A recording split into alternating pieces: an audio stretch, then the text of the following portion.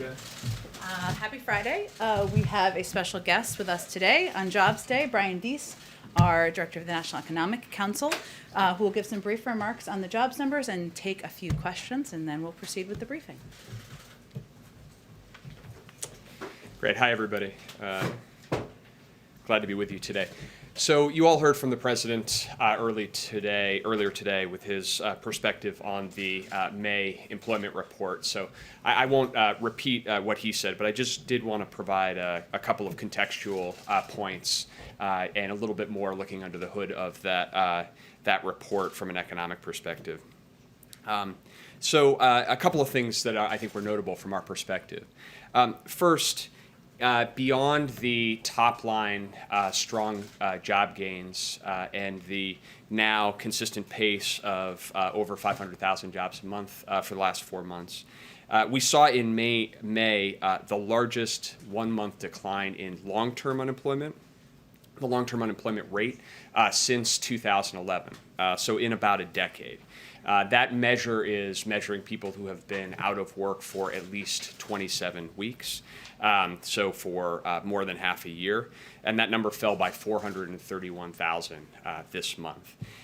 This is a really important indicator, certainly for those of us who have been watching and tracking the economy closely over the course of the last several years and into and through the pandemic, because we know the economic evidence that those who are long-term unemployed tend to have the hardest time getting back into the labor force and eventually find new employment.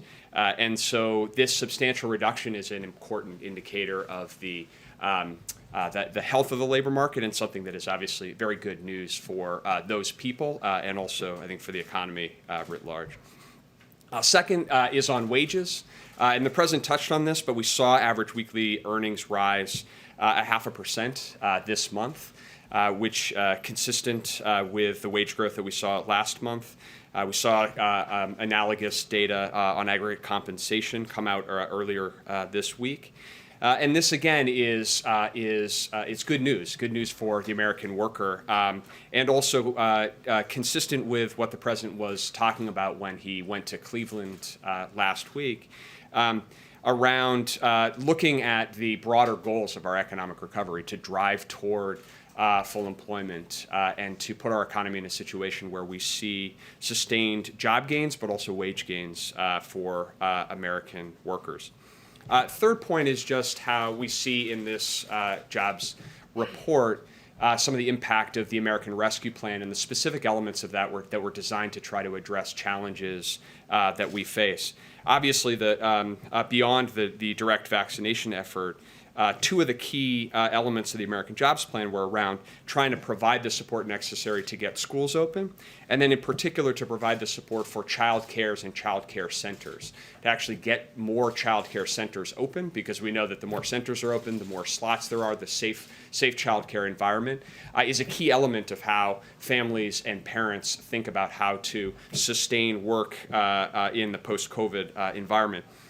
In May, we saw employment increase by 103,000 in state and local education. That is a direct result of seeing more schools open, more educator jobs, good news for those people who are getting back to work, but also for the broader economic recovery. We saw 18,000 jobs added in child and daycare services. Again, you draw a direct line between the resources that were provided in the rescue plan for those purposes and the results we're seeing now.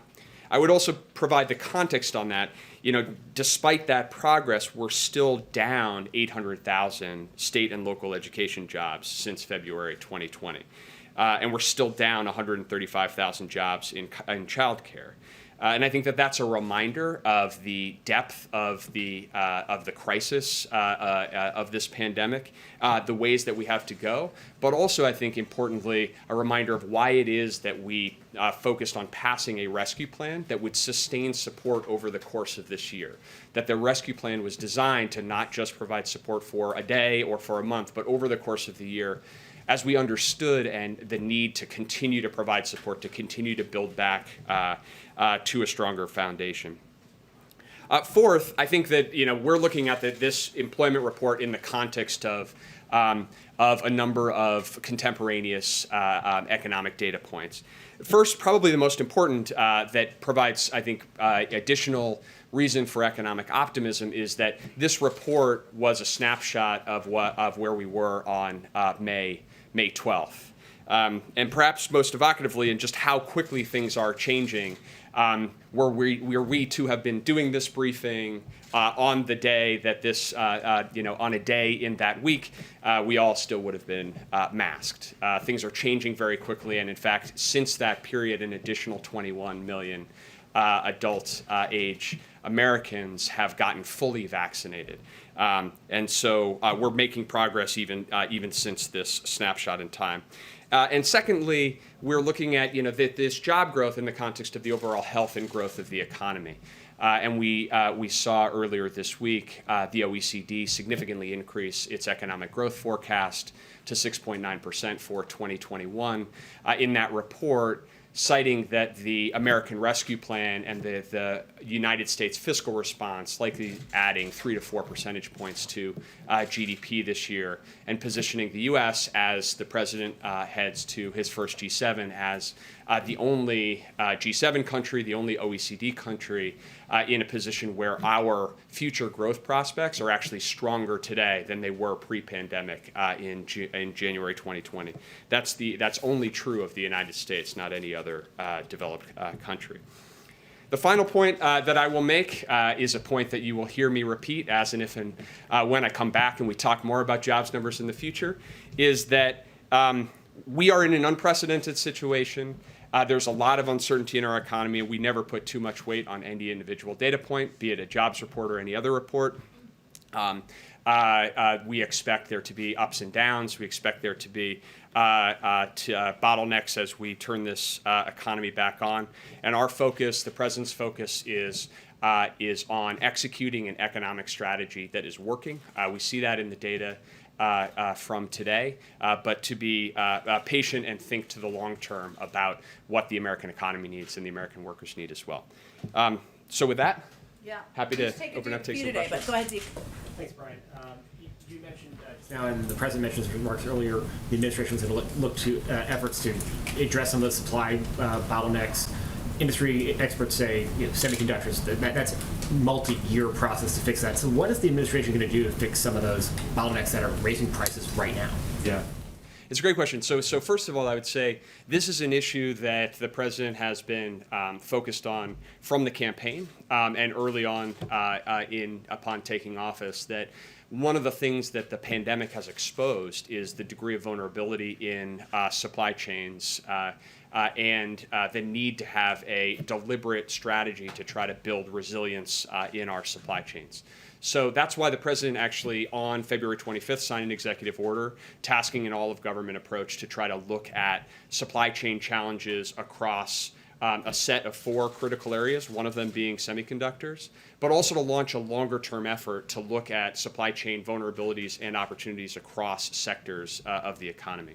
So that executive order had a 100-day time frame associated with it, which is coming due at the end of this week. So you can expect to hear more from us on this topic early next week. But in short, what I would say is, look, on a lot of these issues, there is no immediate short-term, magic bullet fix. We have been at this issue of semiconductors now for some time. We've been spending an enormous amount of time with industry participants up and down the semiconductor supply chain. We've identified some very concrete solutions that we need to take, and thinking about a long-term strategy to actually build resilience so that we're not left vulnerable the way that we have been to supply chain challenges in the future. Some of that is working on bipartisan legislation to actually fund a dedicated strategy to build out a domestic semiconductor industry in the United States. We're making a lot of progress on that front and are optimistic there. The other thing that we will be looking at is some areas where we have seen over the course of the last 100 days bottlenecks emerge that are more short-term in nature, that may not connect to a longer-term geostrategic or strategic supply chain issue, but are blockages in part because we're seeing demand come back in some areas faster than people anticipated. So whether that's in housing and construction materials or in transportation and logistics, those are areas where, building on the all-of-government approach that we have in place, we're going to intend to really zero in on, are there pragmatic issues that we can help facilitate. And some of that is bringing the right industry actors around the table to really understand where those bottlenecks are and whether there are ways to unstick them. At the end of the day, a lot of that issues are transitory, associated with turning an economy back on and supply and demand mismatches that the market will work through. But we want to be doing everything that we can to try to help facilitate practical solutions where they exist. So we'll have a lot more to say about the specifics of that, but I think that hopefully gives you the context. So last month, President Biden assessed that federal unemployment benefits had not contributed, or he didn't see much evidence to the more lackluster numbers. Is that still his assessment for this month? And given how many states are now going to end them through the month of June, with the president's comments earlier today about them expiring in 90 days, should other states consider ending them sooner, or could that money be used elsewhere? So I'd say a couple of things about that. I mean, the first takeaway from this report is that we're seeing really robust job growth. And we're seeing, in fact, historic job growth in the context of historic economic growth. So we find ourselves, the American economy now, the economy is growing faster than any other major economy. Jobs are growing faster than any other major economy. So that's the immediate context. With respect to the UI benefits, you heard the president earlier today. That program was designed as a temporary lifeline. The UI program itself provides a critical support network to the American people and the American economy. And the temporary boost is slated to now expire in 90 days, and as the president said, that's appropriate. With respect to some of the state changes, just the important context, which I think was implicit in your question, but just to be clear, is that none of the states have actually eliminated any benefits yet. Some states will initiate that process over the course of the next several weeks, but in many cases, what we're talking about is states making changes to benefits for 4 weeks, 6 weeks, 8 weeks before the expiration that will happen under current law. So as we look at where we are in the economy, we see strong job growth, 500,000 jobs a month on average last 4 months. The U.S. outpacing every other major economy in the world. And we see reason to really focus on what are actually going to be the drivers to accelerate this recovery and then sustain it for the long term. And that's where you'll see the president's continued focus is on finishing the job on vaccinations, delivering benefits to get schools open, to get childcare available, and focusing now is the right time to focus on what are those investments that are actually going to sustain us, not just through a rapid recovery, but into full employment and the kind of productive investments that you see in the jobs plan and the families plan. I didn't. Okay, Gotta be the last one though. My question was similar to Monica's, so I'll ask another one. How do you explain the drop in construction jobs last month? Wasn't this a sector that was actually revving up? Yeah, so it's a great question. I think if you look under the hood in employment in the establishment survey, what you see in May is job gains very broad-based across almost all sectors. Job gains. We did see a reduction in construction. I think that the first thing I would say to that is that in any given month you see some movements up and down, and so you never want to read too much into one month. But you saw construction jobs increase in the prior month. We saw manufacturing jobs decline in the prior month and up this month. So you don't want to read too much into one individual month. But I do think that some of this is connected to the prior question, where we are, as this economy recovers, we're seeing some supply chain bottlenecks. We're seeing some mismatches between supply and demand. As we anticipate those to be short term, they're still causing bottlenecks. So we're seeing that in different sectors of the economy. I think some of that may be what's going on in the construction sector as well. So I think bottom line, We saw broad-based job growth over the course of May, and I think that that's the most important takeaway.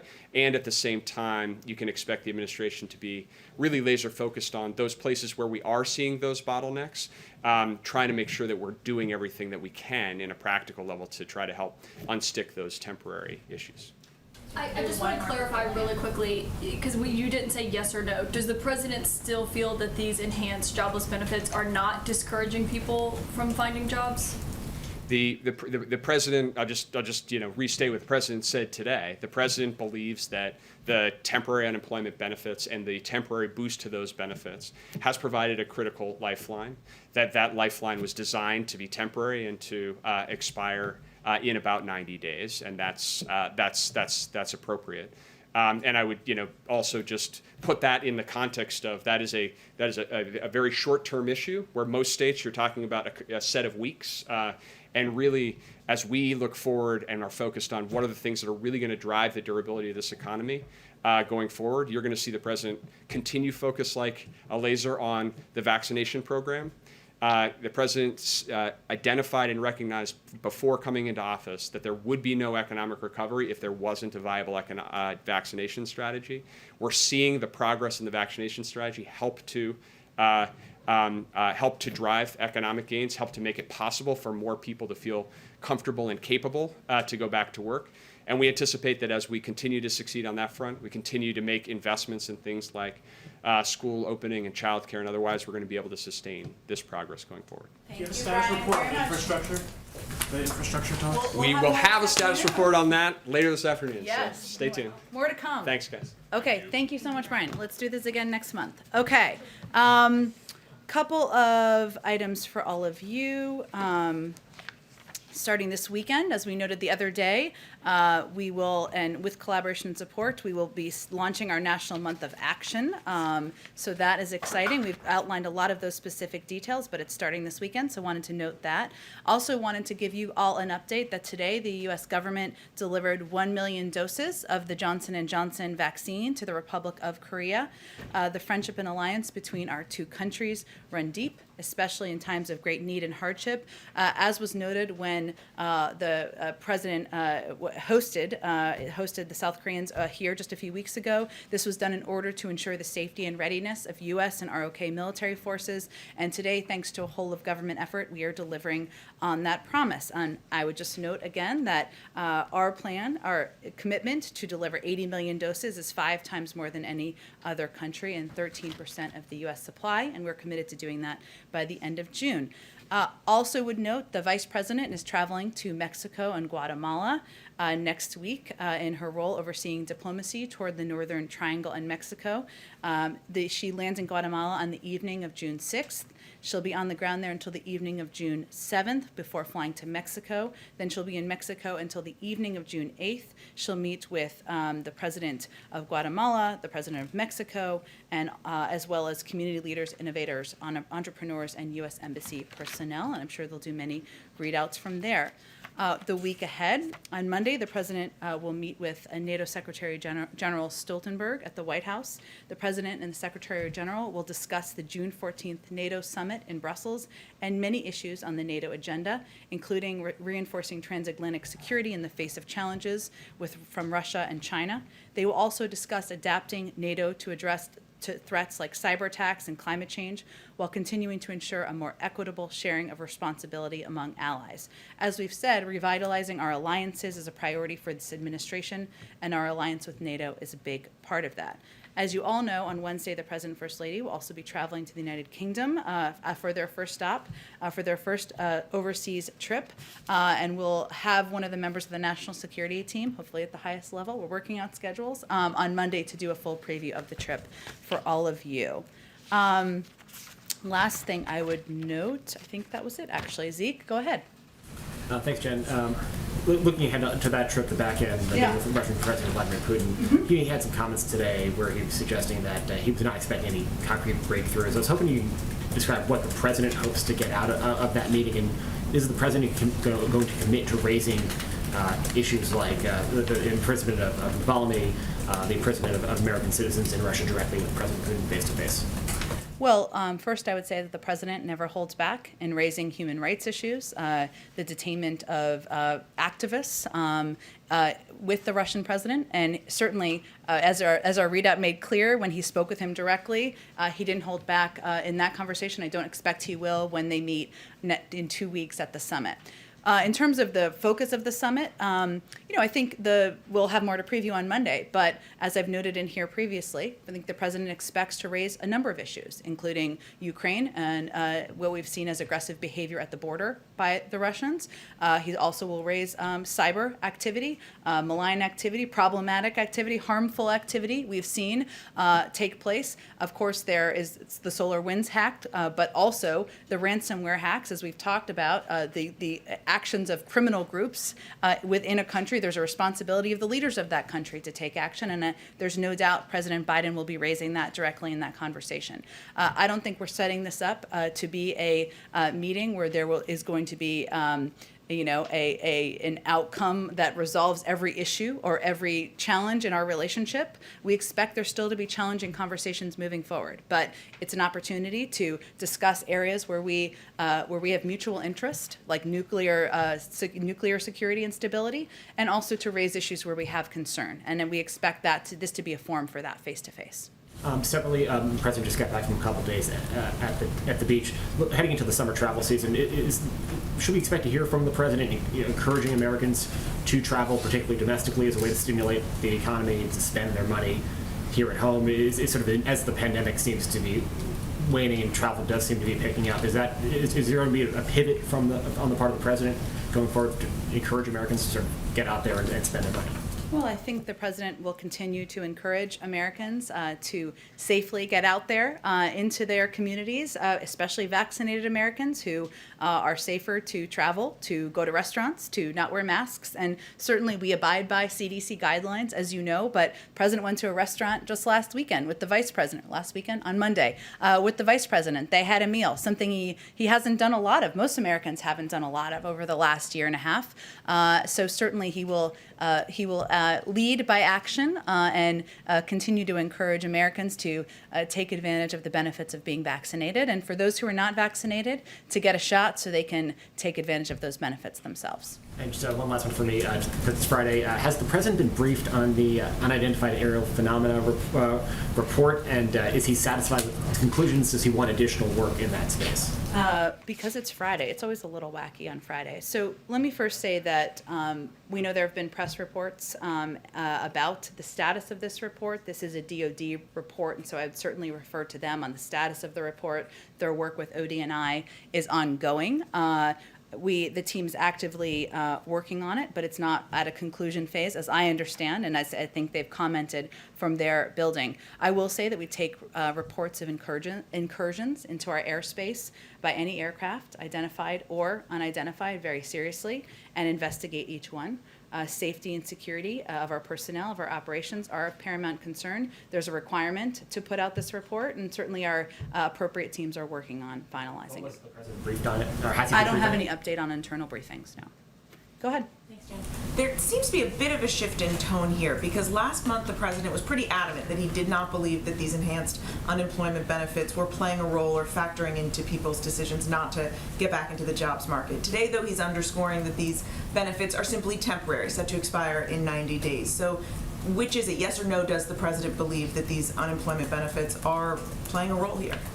Well, I think we shouldn't lose sight of some basic facts here, which is that those governors who have made the decision, as they have every right to do, to pull back on unemployment benefits, or not accept them, I should say accurately, that hasn't even taken effect in any state across the country. So in terms of how we're evaluating the impact, we haven't even seen the impact yet. That takes effect in June. It is important for people to understand factually that the president, no one from the administration has ever proposed making these permanent or doing it over the long term. And sometimes I think that was just an effort to make that clear in the public.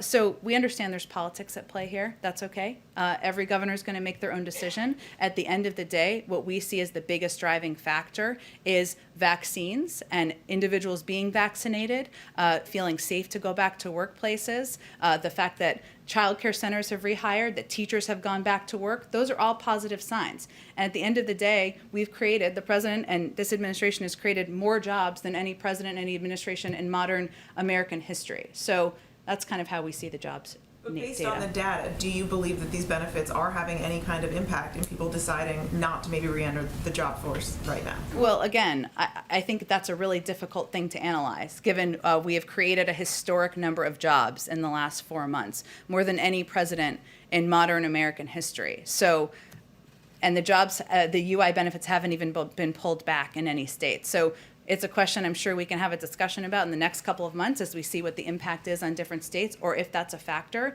But we think the biggest factors overall are more people getting vaccinated, more people being comfortable and feeling safe going out into the workforce. And that's where we feel there's going to be an encouraging upward trend. I guess I'm trying to understand what happened in the last month, though, because last month you said you didn't see any indication of that when looking through the data.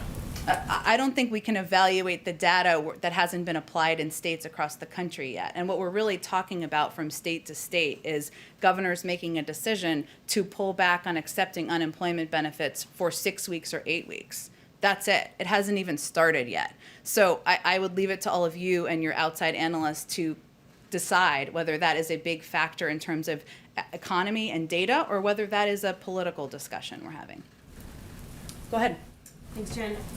Does the White House have any reaction to Facebook's decision to suspend President Trump for 2 years? Was this a reasonable consequence for what he said? Well, as always, it's a decision for the company to make and any platform to make, and clearly they've come out and made their decision. Our view continues to be, though, that every platform, whether it's Facebook, Twitter, any other platform that is disseminating information to millions of Americans, has a responsibility to crack down on disinformation, to crack down on false information, whether it's about the election or even about the vaccine, as we're trying to keep the American public safe and get more people or return to normal out in society. And I think as we look at it, we learned a lot from President Trump, the former president, over the last couple of years about his behavior and how he uses these platforms. It feels pretty unlikely that the zebra is going to change his stripes over the next 2 years. We'll see. So does this decision validate what President Biden has repeatedly said about Mr. Trump, which is that words matter?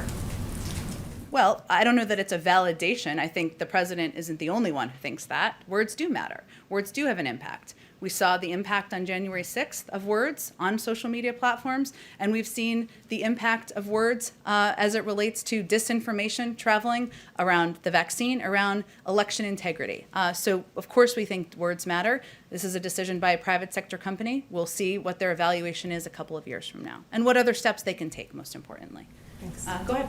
Jen, our reporting indicates that the Biden administration is considering counter cyber attacks to stop the ransomware criminals in Russia. How big a factor is the upcoming summit in that decision making? Is there a concern that if you did that before the meeting in Geneva, it could derail the talks?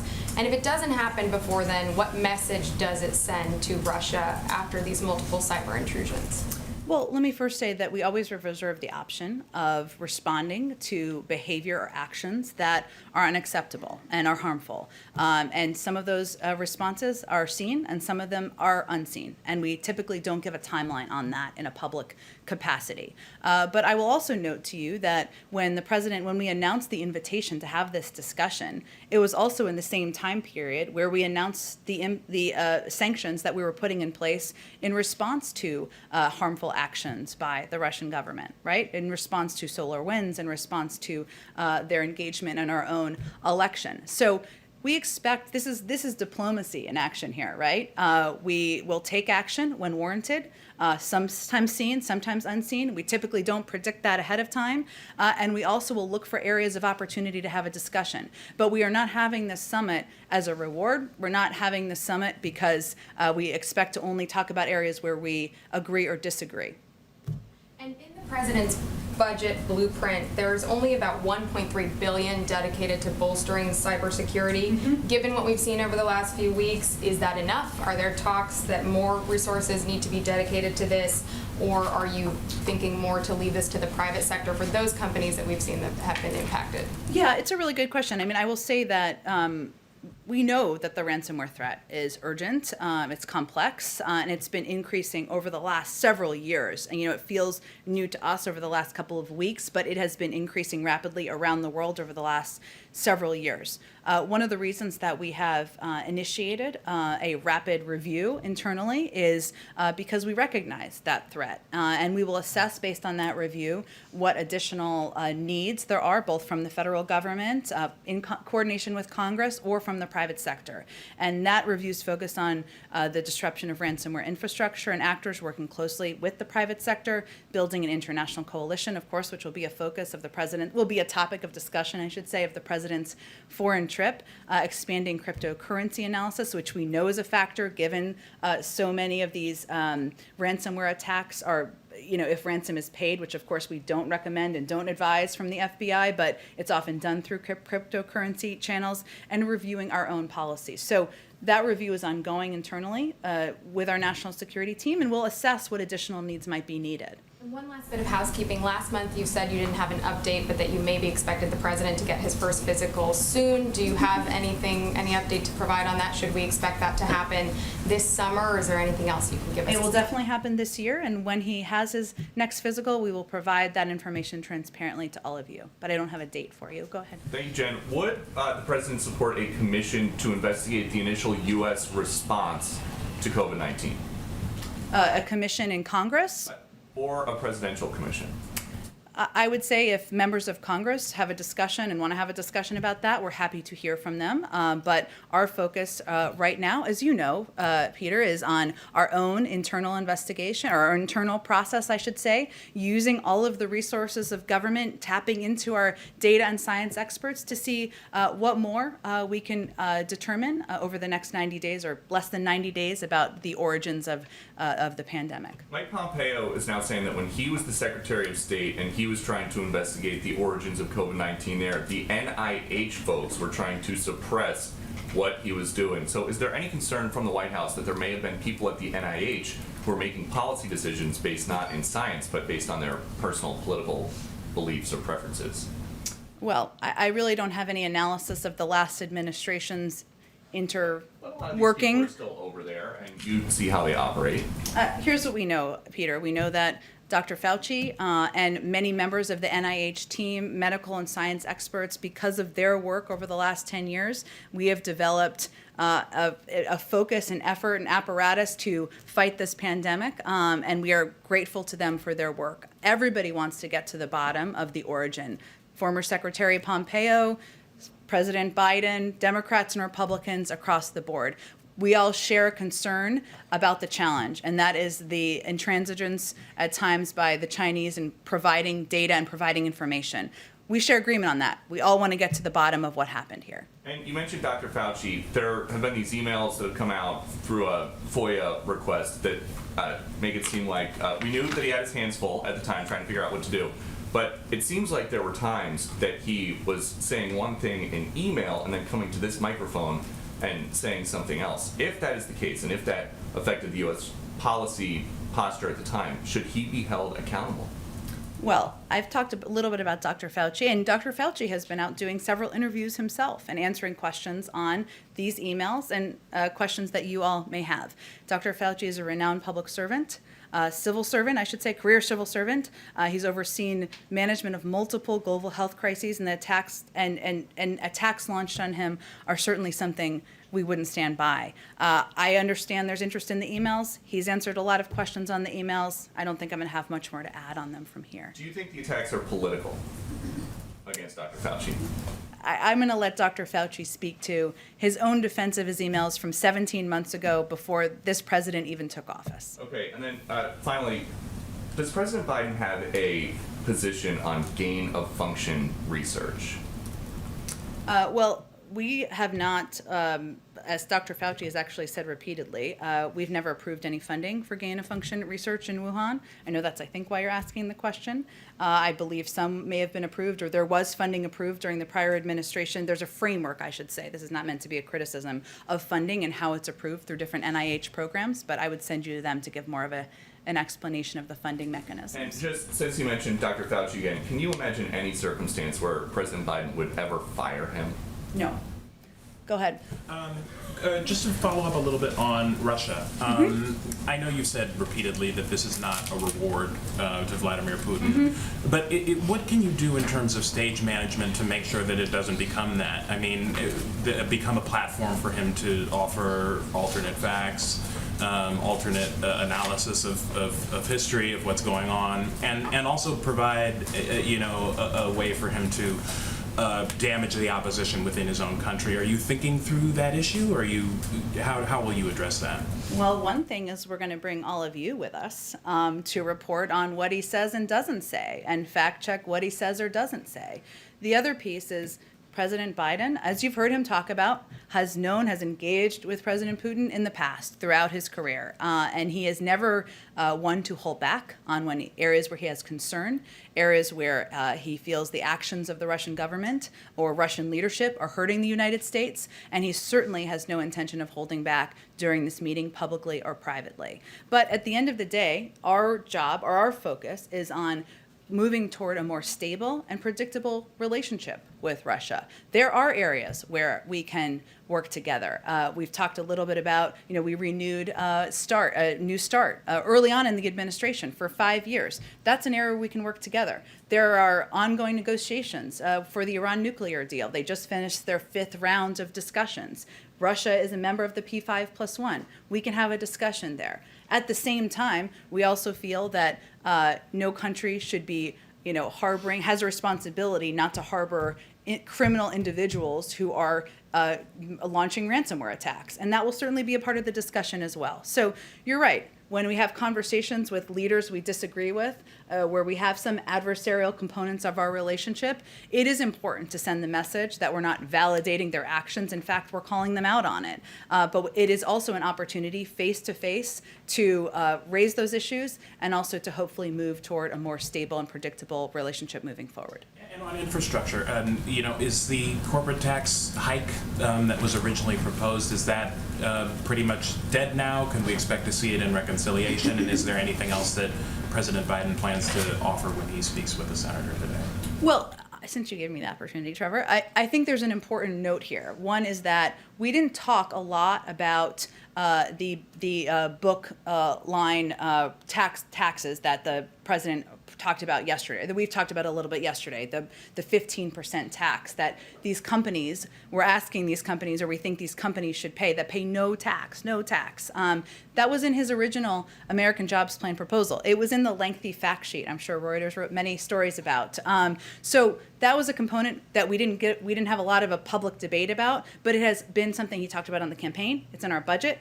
It was in his American Jobs Plan proposal. In terms of the corporate tax increases, that was also proposed and certainly has been more of a public component of our discussion.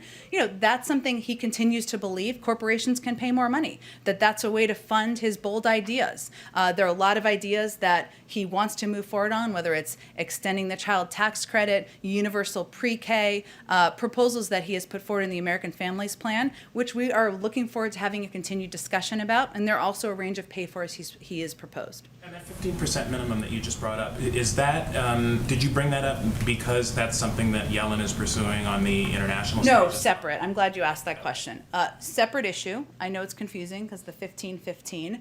Separate issue. There is a discussion, as you noted, on the global stage about a global minimum tax. But this is a proposal the president talked about on the campaign trail. He proposed in his American Jobs Plan and also in our budget that would require, would have companies that didn't pay any tax, wouldn't allow them to pay zero tax. And so we see it as a separate entity. We still believe the tax rate should be higher than that, as the president has proposed for a corporate rate. Go ahead, Josh. Can you give us a sense of what your expectations are for their discussion? Is it by phone, for instance, with Senator Capito? Oh, sure. And are we any near a decisional process or a point for the president? Sure. So they will be talking by phone, President and Senator Capito this afternoon. He'll also be talking with Congressman DeFazio, and we will be doing readouts of those conversations. They're happening this afternoon as we speak, perhaps, but we will provide readouts. I'm not going to obviously prejudge conversations, but I would say for the conversation with Senator Capito, they've had good faith discussions. There are areas where, of course, the president has priorities where he'd like to see more, including more investment, but also areas including electric vehicle investments, rebuilding veterans hospitals, and that's part of the discussion as well as pay-fors. And as Trevor just asked about, but as we talked about yesterday, what the president put forward, he looked at all of his tax proposals, and what he put forward are ways to pay for an infrastructure proposal that shouldn't cross any bar or line for Republicans in the Senate who say they won't touch the 2017 tax plan. So I think the question really on that front is, do you think these companies should pay no tax at all? Or 15%, which is very valuable, supported by 85 or 84% of Republicans in the country. Does the president believe he's running out of time to try to reach a deal, or is there runway left? There's runway left. He's going to have these discussions. There are Democrats and Republicans who are talking with each other. We're going to engage with them as well and continue to have a discussion with a range of interested leaders in Congress about how we can come together to make a historic investment in infrastructure. There are some realities of timelines, including the fact that Congressman DeFazio is leading the markup of key components of the American Jobs Plan next week, key infrastructure components where there is a big overlap. There is a lot of interest and excitement by many Democrats in Congress about that. So it's not unlimited, but we have an opportunity. He's going to talk to Senator Capito this afternoon. We're going to see how those conversations go. We're going to keep a range of pathways open to move these bold ideas forward. Briefly, Brian Deese talked about the supply shortage issue. Can you talk about any particular types of supplies that we're talking about? So with regards, for instance, to the construction job gains that were pretty sluggish. What are we talking about here? Lumber? Like what are the powers the government has to try to address those? Well, I know you've covered this closely, as have others. Lumber is certainly one of the areas, and we've seen an impact on the housing market in part because of a shortage of some of these supplies that's having an impact on new builds, that's then having an impact on the pricing for homes that have been around a longer period of time. I know you know this, but just to catch everybody else up. Okay, so we've seen that impact, and we have been doing this 100-day review, certainly looking at how we can address those challenges and issues through the role of the federal government is what we'll talk about when we have more details to share, and hopefully that will be next week. Are tariffs a way that you can address supply shortages? I'm not going to get too ahead at all of where we will come down in our final rollout of our supply chain review process. Go ahead, Caitlin. Is the president expecting a counteroffer during this conversation with Senator Capito today? I think the president's expecting they're going to have a discussion. Part of negotiation is seeing how you can come closer to each other. He's obviously come down quite a bit in what he originally proposed, and hopefully they'll have more they can add to their proposal. But we'll see. But it's a discussion, not an exchange of paper. Well, you described Wednesday as a discussion too, but President Biden made a counteroffer kind of to them on Wednesday. I think that might be over-formalizing the discussion. There's a discussion about where there might be areas of agreement. Then obviously she may have to take things back. He may have to discuss on our ends with Democratic leadership. So it's more of a discussion and where we can find common ground, hear each other out, and we'll see if this continues to be a viable path forward, and we'll continue to pursue a range of paths. Thank you. And on these ransomware attacks, does the president view those as a national security threat? I certainly think the president views those as a rising national security concern and an area where we need to continue to keep our focus, keep our assets, focus on energy and brain power on what we can do to address it. That's why we launched this rapid review to take a look at these 4 areas of focus, including our own approach through the U.S. government, including how we work with the private sector, including cryptocurrency, and also including what role we can have on the global stage. So certainly this is a priority to him and an area where we will be spending a significant amount of time in the coming months. Okay, and my last question, just on the enhanced unemployment benefits, you said that you can't really make a determination because no states have actually cut them off yet, the states that are pulling out of the program early. But if nothing has changed, shouldn't you be able to maintain the president's pretty unequivocal position last month that they are not encouraging people to stay home? Well, if we had that concern, we would be ending them. We're not. I mean, there's still 7 million people who are out of work, right? And we're talking about $300 benefits for 3 more months. I think the point I was trying to make, and I think Brian was trying to make, is that the governors who have made the decision, which they have every right to do, to pull back on these benefits, are really talking about having them for 6 weeks or 8 weeks less than we would already intend to have them. So I think the question is, do you think Americans, given 7 million are still out of work or more than that, could benefit from 8 more weeks or 10 more weeks of these $300 unemployment benefits? Our view is they can and they should, and that's an extra helping hand we can give to millions of people across this country. Some governors disagree. That's okay. At the end of the day, in early September, these benefits will no longer be a part of the plan. Thank you. Go ahead. One quick thing, housekeeping on Russia, and Sure. then I have something on Israel. You mentioned a few moments ago that the press will be with the president when he attends the summit in Geneva. Can you commit that he will have a press conference, a side-by-side with President Putin as previous U.S. presidents have done? I don't know what the format will look like at this point in time. I can certainly commit that he will communicate and speak to all of you, but I don't know what the format looks like yet.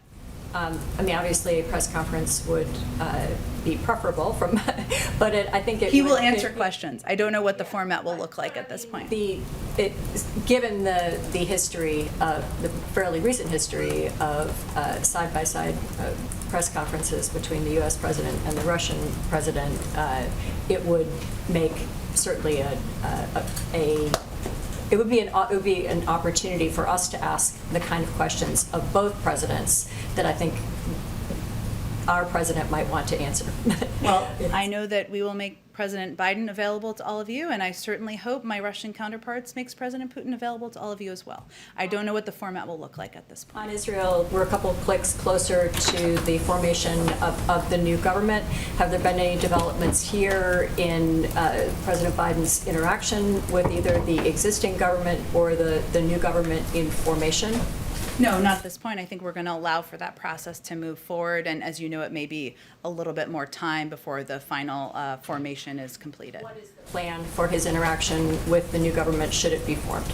Well, we have a long and abiding relationship, strategic relationship with Israel, and that will continue to be the case no matter who is leading the country. Would he call Prime Minister Bennett upon the formation of that government? I don't have any calls to predict for you, but certainly he will continue to engage with his counterparts in Israel and many countries around the world. Lastly, were you able to nail down whether or not he had actually ever met Naftali Bennett before?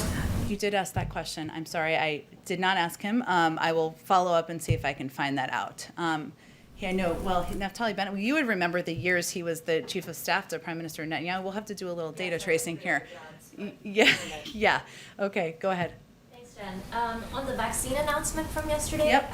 Can you give an idea at all of how many doses we can expect? Are there going to be monthly surplus shipments going out to other countries? And would they follow the same 25%, 75% sort of breakdown? Are there any discussions about that? 80 million doses by the end of June. In future months, I mean, it was said yesterday that we can expect more this summer. So That's right, and we're going to continue to provide part of our supply to the global community, but I don't have anything to predict for you beyond that. Right, and on infrastructure, can we expect the president to meet with Senators Romney and Manchin at all as one of the pathways that the White House is exploring? Look, I think as I alluded to a little bit earlier, the president's certainly open to and interested in continuing to engage with a range of members who have an interest in making a historic investment in our nation's infrastructure, modernizing our roads, rails, and bridges, and preparing us to compete over the long term. I know those are two of the members who have expressed that publicly, so we will see what the future days hold. On the president's trip, can we expect him to meet with the Pope at all? There's been some reporting out there that he might be meeting with the Pope. That's surprising. I don't think you can expect that on this trip. Go ahead. Thanks, Jen. Again, on the issue of the COVID vaccines, can you talk a little bit about the timing? I know you said by the end of June, Yeah. I think, but how soon can the other countries start expecting to receive these vaccines? And also, how are you prioritizing which countries will get them first? Sure. Well, first let me say, I mentioned a little bit earlier, 80 million by the end of June. Obviously, 25% of those are going bilaterally to countries. We're going to get those doses out, those 25 million, as quickly as we can, and we'll provide you updates as those doses go out. So I had an update this morning about this afternoon about the doses that went out to are okay, and we'll continue to have more updates on those doses. The additional doses, the 75%, which are going through COVAX, we've put out kind of our prioritization of the regions that those will be going to. And part of our focus right now is on the Herculean logistical challenge of getting these vaccines out to the right places. This is one of the reasons that we're doing a large percentage of them through COVAX, because of their capability to do exactly that. But just to step back, and as a reminder, this is not just kind of shipping these doses overseas. This is also ensuring that we can get them to the right places, that they have the ability to put them in arms, that they are at the right temperature. And so these are all factors we're considering as we're determining how to get them out and the pace in the weeks ahead. One more. The U.S. and the EU have begun discussions on lifting tariffs on steel and aluminum imports. I'm just wondering if you have an update on what kind of progress, if any, has been made in those talks, and if you expect this issue to come up during the G7. Well, we certainly expect that our G7 partners will raise a range of issues of concern to them and a focus, and certainly I'd let them to speak to what those are, but the tariffs could be one of them. I don't have anything to predict for you or preview for you. I have to wrap this up in a minute, but Jerry, I'm just going to go to you because you haven't been here since I've been here. I have not. Okay, good to see you. Good to see you. Kind of a parochial Buffalo question. Okay. The Canadian border has been closed for a very long time. Yeah. There's a lot of concern about that in all the northern tier states right now. And Prime Minister Trudeau has said that he has to get 75% of the people in his country vaccinated before the border reopens. That being the case, would the United States consider opening the American side of the border first before Prime Minister Trudeau would do that? Or does there have to be a binational agreement? Well, I'll first say that as it relates to borders, Canada or Mexico, we really rely on the guidance of the CDC and our health and medical experts. So in terms of how they look at the data and information, I would point you to them and whether they would do that in a preliminary fashion or not. Certainly any discussion about reopening a border would be done in part through diplomatic channels, but we really are relying and waiting on the guidance of the CDC before we make any next decision there on the border. And how much concern is there in the White House about the fact that here we are, it's a summer travel season, there's a lot of concern in those northern border states about the economic impact as well as the personal impact on people who may, couples that may be separated by the border? Yeah. We're very sensitive to that, Jerry, and we certainly know that many people want to not just get back to normal, but be able to travel, be able to see loved ones, some living on different sides of the border, be able to go to restaurants and shop and even do things along those lines. And we're eager to get back to normal, whatever that means, including reopening the border. But we have a responsibility during a global pandemic, which we're still fighting every day, to rely on the advice and guidance of our medical experts.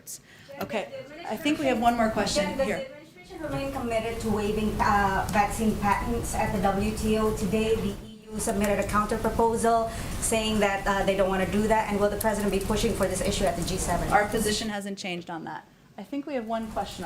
Okay. Hello to our virtual Melissa. Hi, Melissa. Thanks for joining us. Hi, thank you. Right now, approximately 16 million public school students in the U.S. live in homes that lack high-speed internet. The president released a plan to ensure that people in rural areas will have internet access, but reports show that 13.6 million urban households also do not have internet. Many can't afford it. What does the administration plan to do to increase home internet service for families in low-income urban neighborhoods? Well, it's a great question, and Melissa, thanks for joining us, and hopefully you weren't waiting too long.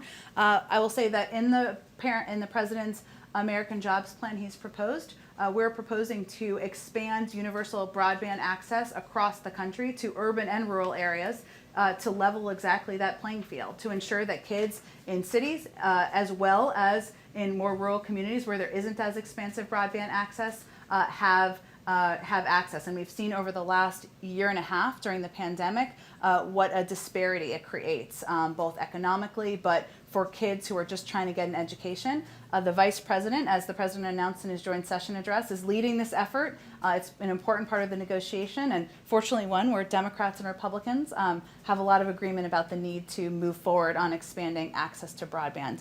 Thank you so much. I apologize for this being short today. I have to go do some regional TV, and anyone who has follow-up questions, you come up or email me and we'll talk more. Thanks, everyone. Thank you, Jen.